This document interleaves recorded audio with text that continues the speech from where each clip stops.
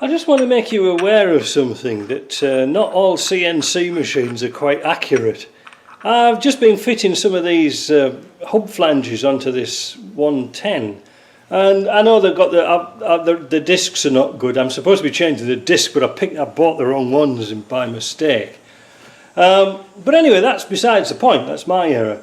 But what I wanted to show you is this. See that bolt hole there?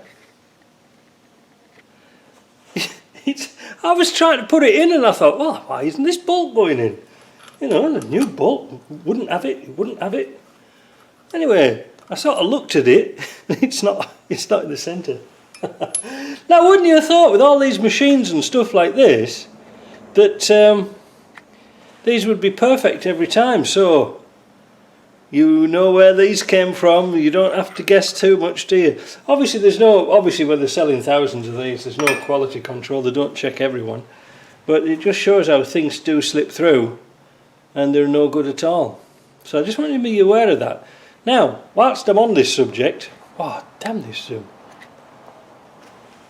I ordered the wrong rotors. I ordered the rotors for this thinking it was a later axle, and it wasn't.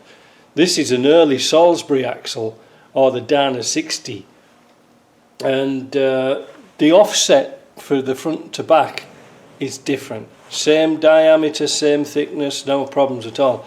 The offset's different, so I'm going to get those on Monday, but I just want to show you this so I can show Britpart this video, because obviously their parts are not very good. Again, I think my days are really, really numbered with Britpart.